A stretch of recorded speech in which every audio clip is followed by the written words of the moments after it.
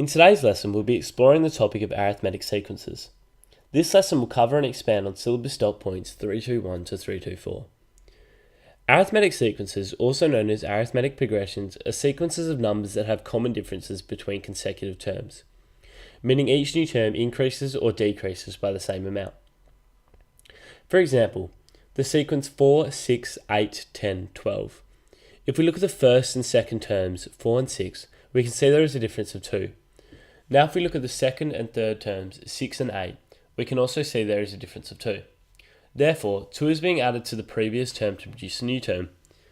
Because of this common difference of 2 between each term, we can recognise this as an arithmetic sequence. Terms of an arithmetic sequence can be expressed through formulas in terms of Tn. The first and most simple formula is called the recursive rule. It helps us find a term by using the previous term. It can be written through the formula Tn equals Tn take 1 plus d, where Tn is the term we're trying to find, Tn take 1 is the previous term, and d is the common difference, or amount being added or subtracted each time. Let's look at another progression, 3, 6, 9, 12, 15, 18. To find the common difference, we simply pick two consecutive terms and subtract the earlier of the two. Here we could take 15 and 12. 15 take 12 equals 3, so there is a common difference of 3. If we wanted to find the seventh term, we can use the recursive rule. T7 equals T6 plus D. T7 equals 18 plus 3, so the seventh term is 21. The general recursive equation for this sequence is Tn equals Tn take 1 plus 3. We then follow this with T1 equals 3 to create a definite starting point of the sequence. Otherwise, there would be an infinite amount of possible starting points and terms. You may have noticed there is a limitation to using this formula, however. It requires us knowing what the previous term is. This becomes impractical if we are asked to find larger terms in the previous terms are not given, like the 20th or 100th term.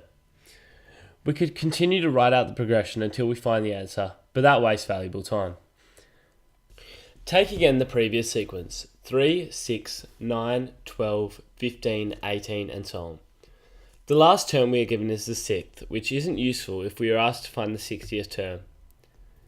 This is where the second formula comes in, written as Tn equals A plus, in brackets, n take 1 times d, where Tn is the term we are trying to find, A is the first term, n is the term number, and d is the common difference. Firstly, we need to find all our variables. A is genuinely given. D, however, we need to find by using the method we just talked about. So when we are asked to find the 60th term, A equals 3, n equals 60, and d equals 3. So T60 equals 180. This formula enables us to find a term in the arithmetic sequence, regardless whether the previous term is given. Arithmetic sequences can be modelled on graphs to display linear growth and decay, with linear just meaning the term being added or subtracted each time is the same, or there is a common difference. Let's say Liv has $200 in her saving account, and each week she buys a colour bomb on Candy Crush worth $5. The progression of her saving balance will be 200, 195, 190, 185, and so on. Now if we graph this sequence with the balance on the y-axis and the weeks on the x-axis, we'll see a straight line formed. We can also apply both the recursive and general Tn formula. As we can see, the gradient of this function is negative, so in this situation is called decay. Now instead let's look at Homer's saving account, who works at JB Hi-Fi earning $20 a week.